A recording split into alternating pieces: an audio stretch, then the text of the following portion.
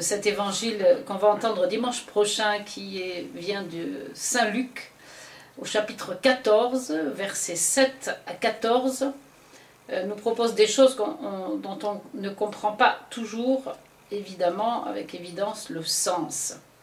Il est question d'un repas et d'invitation au début.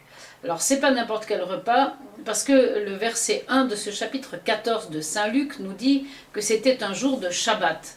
Donc, il s'agit d'un repas de fête, d'un repas qu'on prend ce jour béni qui est une ouverture sur l'éternité, et donc, évidemment, c'est un repas qui annonce les noces éternelles, le banquet des noces de l'agneau, la vie éternelle avec le Seigneur.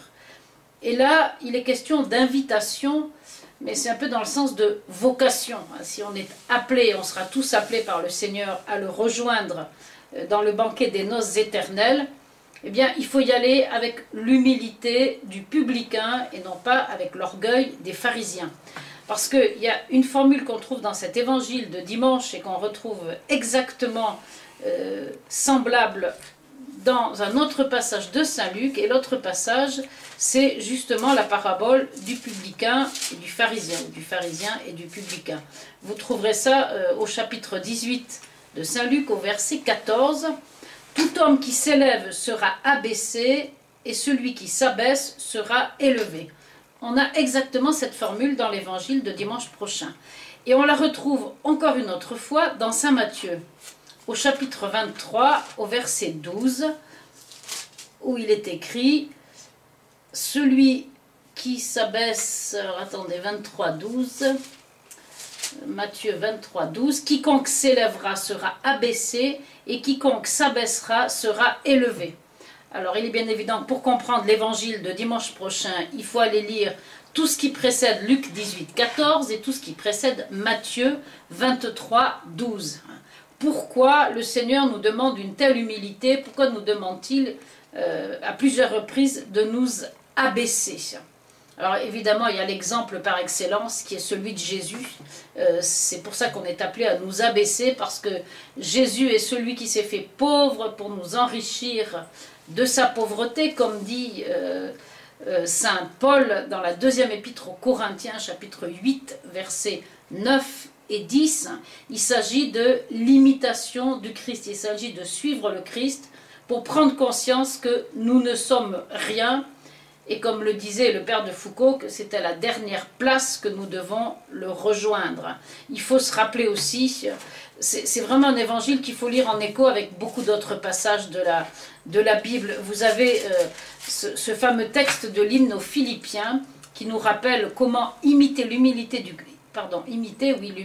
Christ, et où il est dit, Philippiens 2, 3, « N'accordez rien à l'esprit de parti, rien à la vaine gloire, mais que chacun par l'humilité estime les autres supérieurs à soi. » Si on estime les autres supérieurs à soi, il est bien évident qu'on prend la dernière place, puisqu'on pense que tous les autres sont supérieurs.